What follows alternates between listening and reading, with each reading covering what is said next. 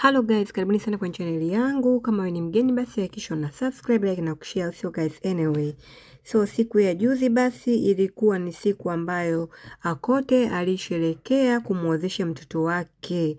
Yes guys, kama mnavyojua mtoto wake huyu alikuwa anasoma Ufaransa, fancy, na kama itoshi alikuwa anasherehekea juzi birthday yake, lakini pia siku moja baada ya kusherehekea birthday yake aliweza kufunga ndoa na mchumba wake ambaye anatokea nchi ya Benin, lakini pia anaishi pia Ufaransa.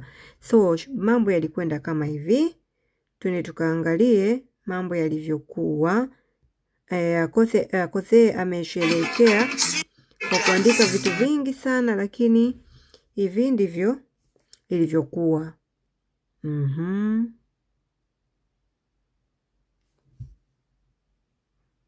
Kama mnavyoona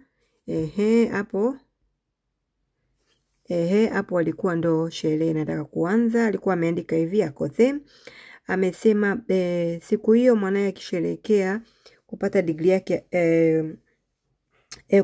yake ya pili, lakini pia amepata degree ya tatu ambayo ni cheti cha ndoa. Akasema kwamba mwanae amemfurahisha kwa sababu amemthibitishia kwamba inawezekana. Japo yeye alikuwa anaamini inaweza ikawa haiwezekani, lakini amemthibitishia kwamba inawezekana.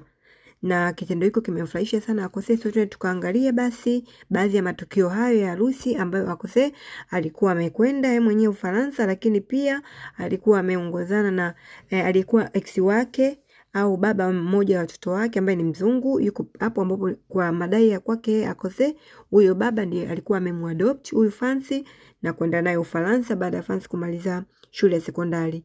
Na huyu kijana mnayemuona hapo ndio Feruzi ambaye ndiye mume wa mtoto wake. Kwa hiyo huyo ndio mkwe wa Akothee, na hiyo ni zawadi alikuwa amempa. Lakini kama haitoshi, zawadi ya harusi pia alikuwa amempa pia miamvuli miwili. Yes guys.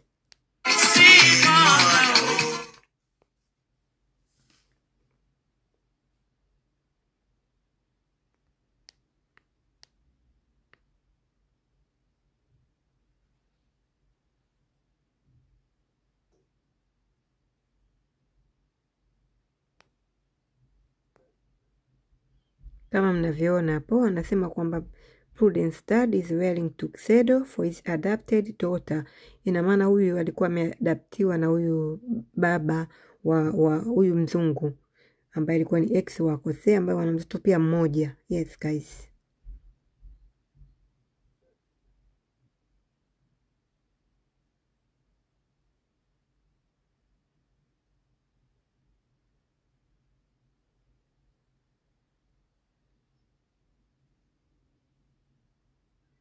Twende basi tukaendelea kuangalia matukio mengi ambayo yaliendelea. Nitaendelea kuwekea pia matukio mengine mengi, na hapo kama mnavyoona ndio muda wa kusaini mtoto wake huyu akiwa na mume wake.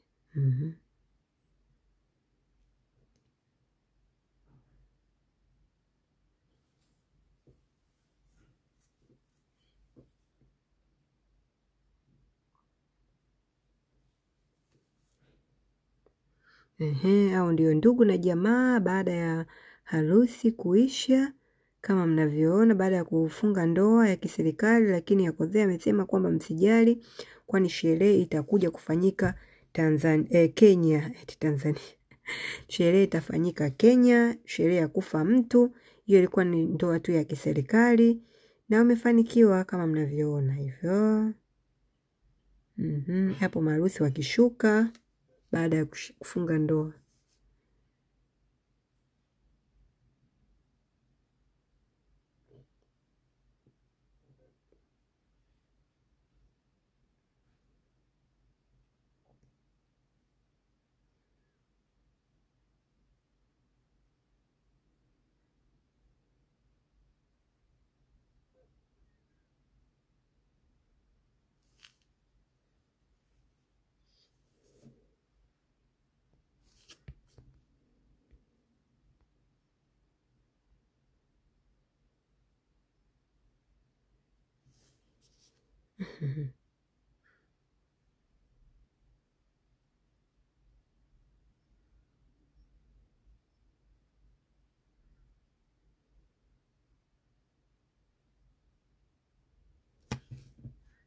Unalipi la kumwambia Akothe? Basi komenti hapo chini, usahau kusubscribe, kulike na kushare. Hivyo ndivyo kilichoendelea kwenye harusi ya Akothe, mtoto wa Akothe. Sherehe hiyo ya kiofficial, lakini kama alivyodai mwenyewe sherehe kubwa itakuja. So komenti hapo chini, usahau kusubscribe, kulike na kushare. See you guys.